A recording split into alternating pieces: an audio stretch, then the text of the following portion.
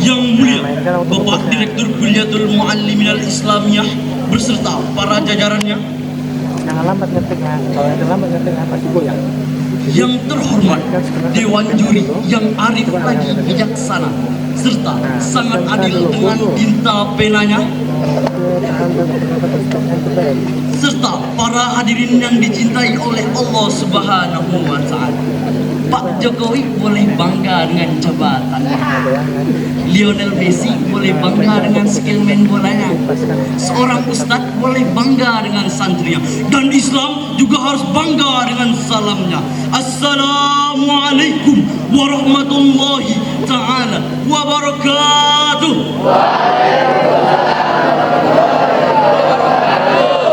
Alhamdulillah, alhamdulillahilladzi ja'ala Indonesia daulatan wasi'ah.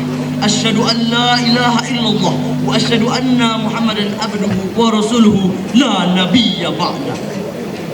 Pertama, marilah kita panjatkan setinggi-tingginya puja, sedalam-dalamnya syukur kita atas kehadiran Allah Subhanahu wa Ta'ala, yang mana berkat beliau kita masih dapat berkumpul di pondok kita yang kita cintai. Alhamdulillah. Tidak lupa salawat bertangkaikan salam, berdaunkan rindu kita hanturkan kepada Nabi kita, Nabi Muhammad sallallahu alaihi wasallam, dengan sama-sama melafazkan Allahumma salli ala sayyidina Muhammad wa ala ali sayyidina Muhammad.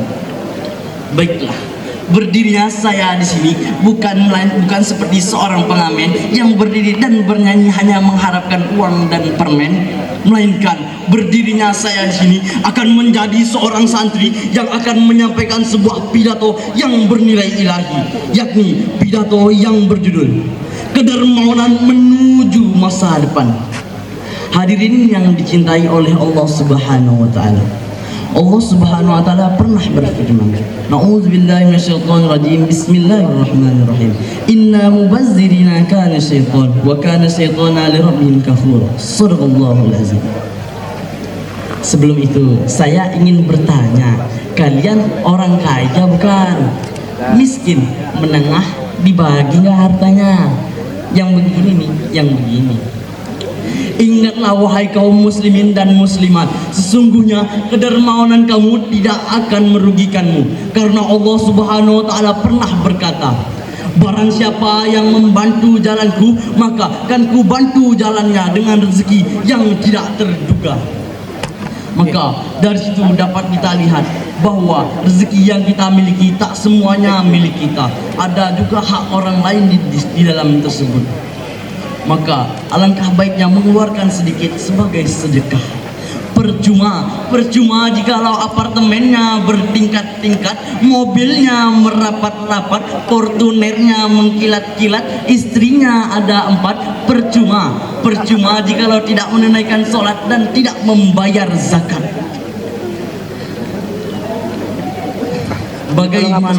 Bagaimana ingin mewujudkan bangsa yang indah kalau masih banyak pengangguran di mana-mana? Zaman sekarang sudah canggih, ekonomi telah berubah, mobil sudah banyak, motor ada banyak, uang pun banyak, mantan ada banyak, pacarnya pun tak kalah banyak. Namun apakah semua itu akan kita bawa untuk menghadap kepada Allah Subhanahu wa Ta'ala? Tentu tidak. Yang kita hadapkan kepada Allah Subhanahu wa Ta'ala ialah pahala kita. Namun pahala tersebut bagaimana cara mendapatkannya? Yakni ada dengan 3 cara. Yang pertama, amalan jariyah. Yang kedua, ilmu yang bermanfaat. Yang ketiga, doa anak soleh. Tentu 3 hal tersebut yang akan kita bawa untuk mendapatkan sebuah pahala. 1.000 rupiah pun kalian sedekahkan kepada kaum muslimin, tentu akan sangat berasa bagi mereka. Hadirin yang dicintai dan dirahmati oleh Allah Subhanahu wa Ta'ala, mau berapa banyak kaum muslimin dan muslimat yang tinggal di bawah kolong jembatan, yang hanya bernyanyi di tepi jalan hanya untuk mendapatkan sebuah makanan? Mau berapa banyak? Mengapa? Mengapa kalian selalu menikmati menengok mereka yang tersakiti? Mengapa? Mengapa kalian selalu membiarkan mereka yang teraniaya dan tersiksa? Namun kalian hanya duduk manis di atas singgasana. Sungguh miris para hadirin. Kalian punya otak tidak digunakan. Kalian punya akal tidak dimanfaatkan. Kalian punya harta pun tidak kalian bagikan. Sungguh miris. Maka dari itu kita rangkul sesama kaum muslimin agar mendapatkan kedudukan yang sama dengan kita, agar sama-sama merasakan hal yang enak dan tidak enaknya. Mungkin hanya ini yang dapat saya sampaikan. Bila terdapat kesalahan itu datangnya dari diri saya sendiri, bila terdapat kelebihan itu datangnya dari Allah Subhanahu wa taala. Jazakumullah wa ghaira jazaa akhiran minni man manna min mannin munna min mannin manin. Summa assalamu alaikum warahmatullahi taala wabarakatuh.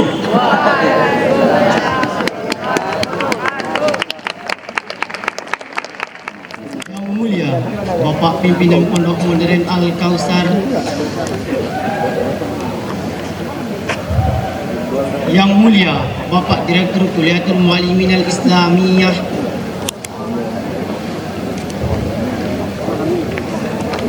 yang terhormat Dewan Juri yang arif lagi bijaksana,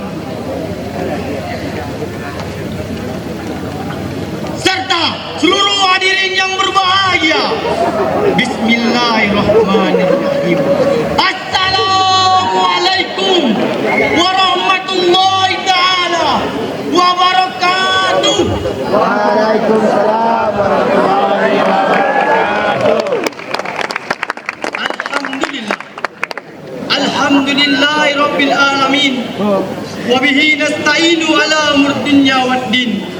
Asyhadu an la ilaha illallah wa asyhadu anna Muhammadan abduhu wa rasuluh. La nabiyya ba'da amma ba'du. Pertama-tama, marilah kita panjatkan puja dan puji syukur kita atas kehadiran Allah Subhanahu wa taala yang mana telah melimpahkan rahmat dan kasih sayangnya kepada kita sehingga kita bisa berkumpul di tempat yang kita cintai ini. Salawat dan salam tidak lupa pula kita hadiahkan kepada junjungan alam, buah hati Siti Aminah, putranya Abdullah, intan berlian kota Madinah, yakni Nabi Muhammad SAW, dengan sama-sama melapaskan Allahumma sholli ala Sayyidina Muhammad wa ala ali Sayyidina Muhammad. Baiklah, untuk tidak memperpanjang mukadimah lagi, langsung saja saya sampaikan judul pidato saya pada malam hari ini yang berjudul Konsep Islam tentang Persaudaraan. Sebagaimana Allah berfirman di dalam Al-Quran yang berbunyi, A'udzubillahi minasyaitonirrajim. Bismillahirrahmanirrahim.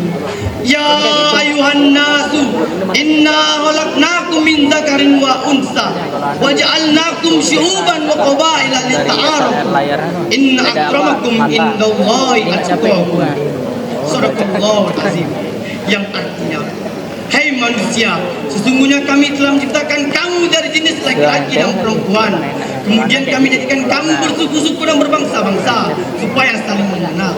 Sesungguhnya orang yang paling mulia di antara kamu di sisi Allah adalah orang yang paling bertakwa. Quran Surah Al-Hujurat ayat 13. Dalam ayat di atas disebutkan ajaran Islam bahwasanya Islam tidak menyukai benci atau pendengki terhadap diskriminasi jenis kelamin, pangkat maupun warna kulit, bahkan kedudukan.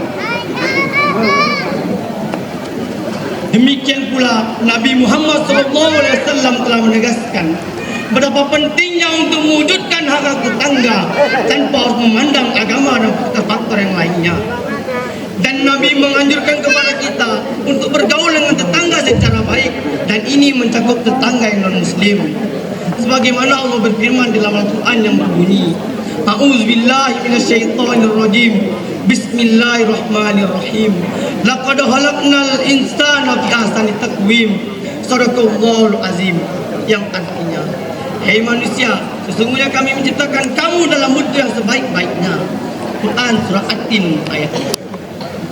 Saudara-saudara yang saya cintai, ajaran Islam ini bukanlah hanya omong kosongan belaka, akan tetapi perlu realisasi dan aplikasinya. Tidak diragukan lagi bahwa Nabi melakukan perdagangan dengan orang-orang kafir Quraisy yang menentangnya di Mekah secara baik, dan Nabi melakukan transaksi perdagangan dengan sebagian mereka. Saya akan memberikan suatu cerita yang terkenal tentang Sayyidina Umar dan orang tua buta. Pada suatu hari, Sayyidina Umar melihat ada orang tua buta di depan rumahnya. Sambil mengemis, meminta-minta mengetuk pintu dengan pelan-pelan. Kemudian Sayyidina Umar menghampirinya dan mengatakan, "Siapa kamu?"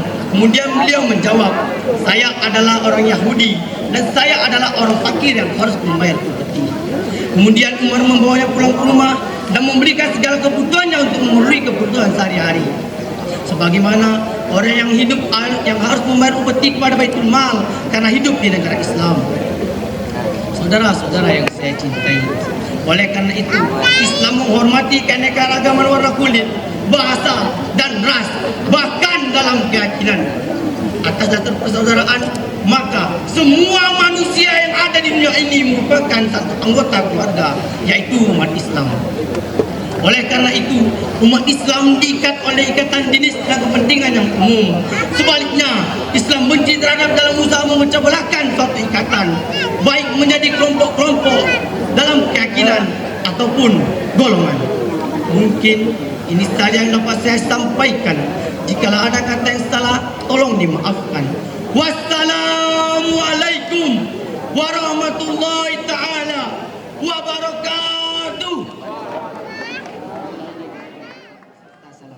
Tidak lupa pula kita hadiahkan kepada reformator dunia, intan berlian di alam surga, yakni Nabi Muhammad Sallallahu Alaihi Wasallam, yang mana kehadiran beliau tidak hanya menjadi rahmat bagi bangsa Arab, yang mana kehadiran beliau tidak hanya menjadi rahmat bagi umat Muslim, tetapi kehadiran beliau menjadi rahmat bagi orang dunia.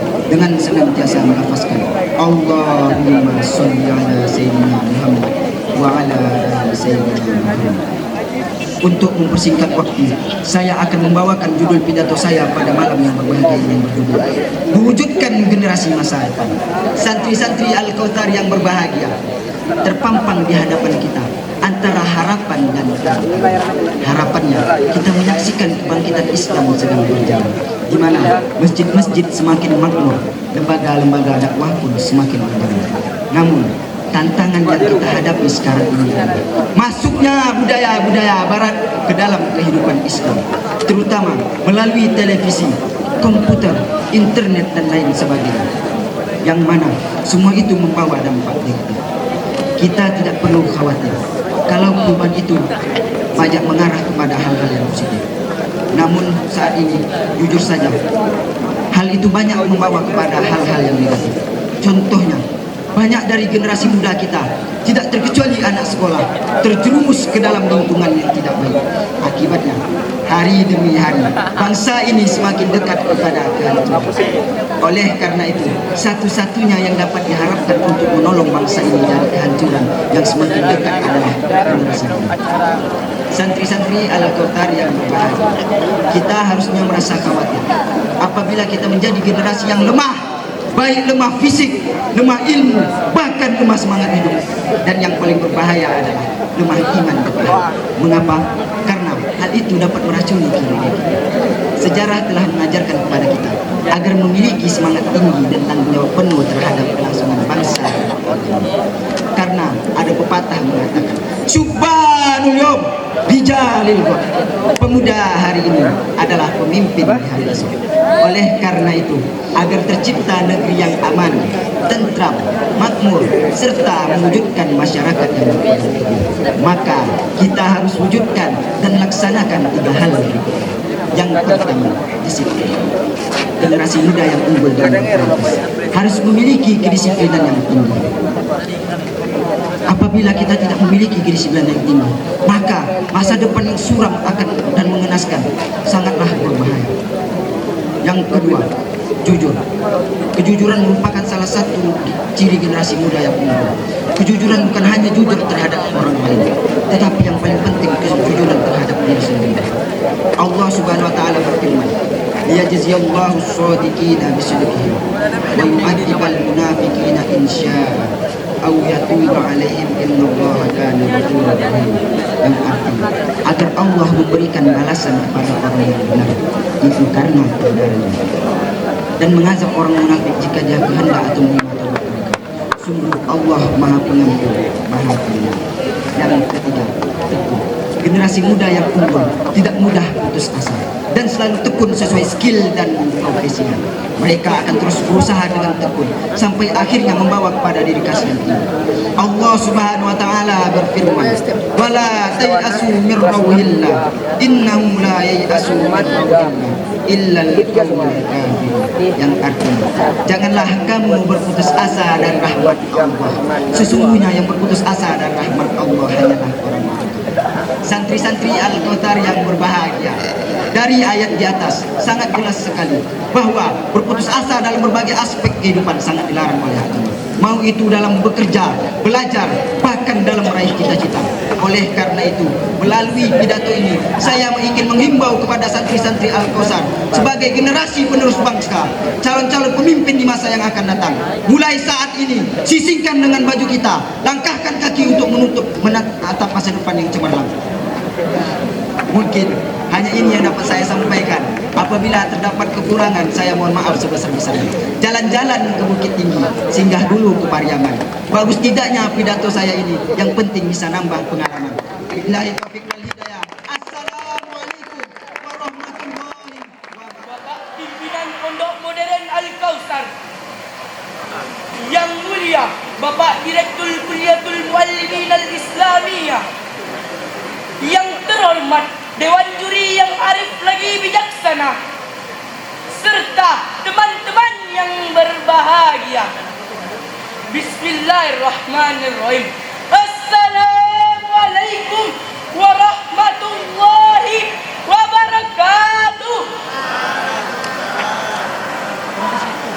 Hamdan wa syukran lillah, salatan wa salaman ala rasulillah. Amma ba'd.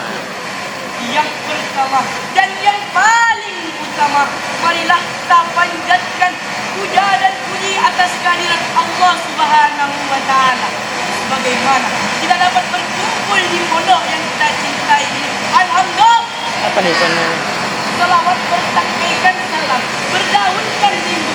Tak lupa pula kita aturkan kepada rahmat alam yang baginda besar Muhammad sallallahu alaihi wasallam dengan mengucapkan Allahumma shalli ala sayyidina Muhammad wa ala ali sayyidina Muhammad. Baiklah, untuk tidak memperpanjangkan mukadimah, langsung saja saya menyampaikan judul pidato saya. Mewujudkan generasi muda yang cerdas, sehat dan berakhlakul karimah. Masa muda adalah masa yang produktif, energik, potensial, inovatif, dan serba kuat. Masa muda identik dengan tindakan revolusionernya, seperti para pemuda Ashabul Kahfi. Bismillahirrahmanirrahim. Innahum fityatun amanu bi rabbihim wa zidnahum huda wa rabatna ala qulubihim idh qamu faqalu rabbuna rabbus samawati wal ard lan nad'uwa min dunihi ilahan laqad qulna idzan syatata. Generasi muda menjadi penggerak dalam penyambung estafet generasi mendatang dan akan menjadi penentu suatu peradaban bangsa. Inna fi yadi syu'bani amral ummah wa fi aqdamihi hayatah. Dan di tangan pemudalah urusan suatu bangsa, dan pada pijakan kakinya hidupnya suatu bangsa. Generasi muda dikenal dengan kreativitasnya, produktivitasnya, dan kerja kerasnya untuk mewujudkan mimpinya. Maka generasi muda bangsa ini harus memiliki kecerdasan intelektual yang dapat diandalkan dan dibanggakan. Bismillahirrahmanirrahim. Yarfa'illahu alladzina amanu minkum walladzina utul ilma darajat wallahu bima ta'maluna khabir. Niscaya Allah akan mengangkat derajat orang-orang yang beriman di antaramu dan orang-orang yang diberi ilmu. Sesungguhnya seterusnya. Allah Maha teliti apa yang kamu kerjakan. Quran Surah Al-Mujadalah ayat 11. Sebagai generasi muda yang akan banyak memberikan pergerakan dan aktivitas demi kemajuan bangsa, negara, dan agama, maka para pemuda harus memiliki jasmani yang sehat agar dapat menjadi barometer bagi perkembangan akalnya. Semua itu tidak akan tercapai jika jasmani seorang pemuda tidak sehat. Maka benarlah yang dikatakan filosof barat, al-aqlu salimu fil jismi salimi. Akal yang sehat itu terdapat pada tubuh yang sehat. Maka untuk tercapainya raga yang sehat dan kuat perlu mendapatkan pendidikan jasmani atau yang biasa kita sebut at-tarbiyatul jismiyah. Dengan demikian mereka akan mengetahui makanan dan minuman apa saja yang harus mereka konsumsi dan kegiatan apa saja yang harus mereka lakukan untuk mendapatkan badan yang sehat dan kuat. Dewan juri yang arif lagi bijaksana serta para kaula muda yang dirahmati Allah Subhanahu wa taala. Dan untuk terwujudnya generasi muda yang berkualitas tidak cukup dengan kecerdasan melainkan dengan badan yang sehat. Akan tetapi ada satu faktor yang terpenting dari dua hal tersebut, yaitu pendidikan akhlakul karimah. Akhlakul karimah menjadi fondasi utama untuk terbangunnya generasi muda yang berkualitas demi kemajuan bangsa, negara, dan agama. Rasulullah sallallahu alaihi wasallam bersabda, "Innama bu'istu liutammima makarimal akhlak." Niscaya aku diutus untuk menyempurnakan akhlak yang mulia. Mungkin hanya ini pidato singkat yang dapat saya sampaikan. Apabila ada kurang dan lebihnya saya minta maaf. Buah cempedak di luar pagar, ambil gala tolong jolokkan. Saya budak baru belajar, kalau salah tolong tunjukkan. Unjur makola wala tanjur mankola. Billahi taufik wal hidayah. Wassalamualaikum warahmatullahi wabarakatuh.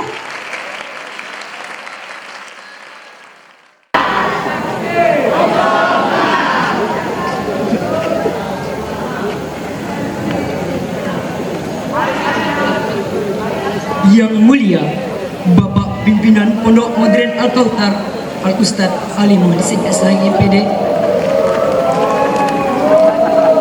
Yang mulia Bapak Direktur Kuliatul Muallimin Al-Islamiyah Al-Ustaz Iswahyudi MA. Yang terhormat segenap Dewan Juri yang arif dan bijaksana, serta seluruh hadirin yang berbahagia. Bismillah. Assalamualaikum warahmatullahi wabarakatuh. Alhamdulillah wal 'aqibatu lil muttaqin fala 'udwana illa 'alal Bersyukur kita kepada Allah Subhanahu wa taala atas segala limpahan rahmat dan nikmatnya dengan sama-sama mengucapkan alhamdulillahirabbil alamin dan berselawat kepada baginda Nabi besar Muhammad sallallahu alaihi wasallam dengan mengucapkan Allahumma shalli ala sayyidina Muhammad wa ala ali sayyidina Muhammad. Baiklah hadirin sekalian, berdirinya saya di sini ingin menyampaikan orasi pidato saya terkait dengan kondisi miris bangsa Indonesia saat ini. Negara yang sangat kita cintai dan sepatutnya selaku anak bangsa kita harus peduli dan selalu waspada semenjak ini dengan mengangkat hilangnya ajal. Awal mula runtuhnya sebuah negara. Waspada wahai hadirin yang berbahagia. Sudah sejak lama keadilan selalu menjadi sorotan setiap orang yang ada di bangsa ini. Baik keadilan dalam ekonomi, keadilan sosial di tengah masyarakat. Bahkan yang paling menjadi sorotan saat ini adalah keadilan dalam betapa banyak berita dan informasi yang kita terima bahwa keadilan hukum di Indonesia telah pudar bahkan cenderung. Dalam sebuah artikel, Noveris Marita, pengamat hukum dari Universitas Indonesia, pada akhir tahun 2021 yang lalu menyatakan bahwa keadilan hukum di Indonesia sangat sulit dicari. Hal ini beliau kemukakan menyoroti penegakan hukum dalam kasus korupsi bansos yang melibatkan seorang menteri yang seharusnya bertanggung jawab atas amanat yang diberi. Namun apalah daya, beliau menerima suap atau riswah sebesar 17 miliar atas pelaksanaan pengadaan bansos di masa pandemi COVID-19. Bagaimana bisa seorang penegak dan pelopor kemanusiaan negeri ini justru memakan hak manusia itu sendiri? Ketika hal ini menjadi temuan kejahatan dalam pandangan hukum, ternyata vonis hukuman untuk bersangkutan sangatlah ringan. Padahal telah jelas disebutkan oleh Dr. Mahfud MD bahwa kejahatan korupsi pada masa pandemi adalah bagian dari kejahatan besar yang hukuman maksimalnya adalah hukuman. Namun kenyataannya hal ini tidak terkesan bagi psikolog. Bahkan yang lebih miris hadirin, sang pelapor atas kejahatan ini ikut pula terjerat kasus pidana dengan alasan melanggar undang-undang ITE. Bagaimana bisa? Padahal sang pelapor bergerak memperjuangkan haknya. Lalu di manakah keadilan? Dengarkanlah, wahai saudaraku, kaum milenial. Perhatikanlah dan cermatilah atas apa yang telah berlaku di sekelilingmu. Pedulilah atas hancurnya keadilan di tengah bangsamu saat ini. Bahkan mulai hilangnya rasa keadilan di tengah masyarakat yang macam ini. Jadilah engkau selaku penegak keadilan di masa depan dengan belajar atas apa-apa yang telah terjadi di masa lalu dan sekarang. Jangan pernah kau apatis dengan hubungan sosialmu. Jangan hanya kau fokus dengan gadgetmu, apalagi hanya sibuk dengan tiktokan. Tidak kawanku, sekali lagi tidak. Kita memang generasi milenial di akhir zaman ini. Tetapi bukankah kita santri-santri Islami, penerus peradaban manusia di masa depan yang telah ditempa dengan berbagai pengetahuan dan pemahaman akan hakikat kehidupan dan kemanusiaan? Mari kita semua jadilah penegak keadilan. Rasulullah SAW bersabda, "Innama ahlakal ladzina qablakum annahum idza sarqat fihim syarif tarukuhu wa idza sarqa fihim ad-dha'if aqamu 'alaihi al-hadd." Waymullah, law anna Fatimah ibnat Muhammadin sarqat laqata'tu yadaha. Sesungguhnya yang membinasakan orang-orang sebelum kalian adalah jika ada orang yang mulia di antara mereka mencuri, maka mereka biarkan. Tetapi jika yang mencuri adalah orang yang lemah, maka mereka menegakkan hukum atas orang tersebut. Demi Allah, jika Fatimah binti Muhammad mencuri, maka akulah yang akan memotong tangannya. Hadis riwayat Bukhari. Hadirin yang berbahagia, untuk mewujudkan keadilan hukum di masa depan adalah dengan memunculkan kesadaran hukum semenjak dini. Setidaknya ada 6 hal yang harus kita sadari dan lakukan semenjak dini. Pertama, bertakwa kepada Allah Subhanahu wa Ta'ala. Kedua, selalu menaati dan mematuhi semua peraturan dan norma, baik di sekolah, lingkungan rumah tangga dan agama. Ketiga, selalu membayar pajak tepat waktu. Keempat, ikut memelihara dan menjaga ketertiban dan keamanan. Kelima, saling menghargai sesama manusia. Dan yang terakhir adalah kesadaran kemanusiaan. Mungkin hanya ini yang bisa saya sampaikan. Lebih dan kurangnya mohon maaf. Dan saya ingatkan kembali satu kalimat. Apabila legal structure sebuah negeri telah rusak, maka negeri itu pun berkemungkinan akan rusak. Apa tanda Melayu jati? Pembela keadilan berani mati. Apa tanda santri sejati?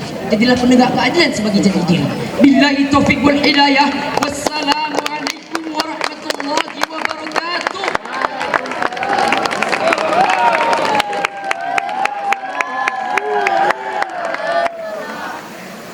Yang mulia Bapak Pimpinan Pondok Modern Al-Kautsar Al-Ustaz Ali Muhyiddin SIM.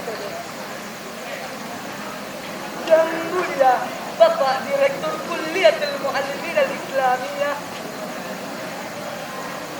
dan saya hormati Dewan Juri yang arif lagi bijaksana. Bismillahirrahmanirrahim.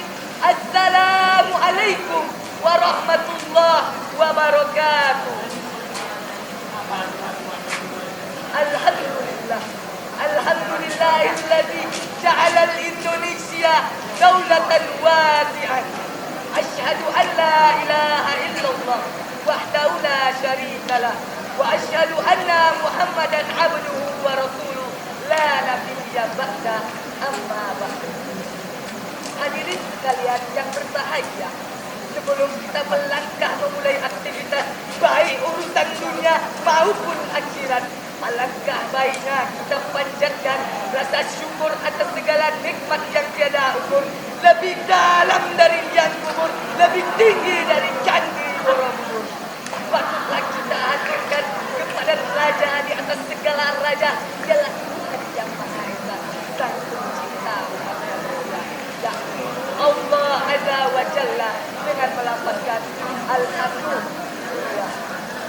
Selawat bersangkaikan salam, berdaunkan iman, berbuahkan ihsan, berbuahkan kasih sayang, dan senantiasa kita aturkan kepada putranya Abdullah Buayan Siti Aminah, jantungnya Siti Khadijah, intan permata di alam surga, dan baginda Nabi besar Muhammad Sallallahu Alaihi Wasallam dengan melafazkan Allahumma sholli ala Sayyidina Muhammad wa ala ali Sayyidina Muhammad.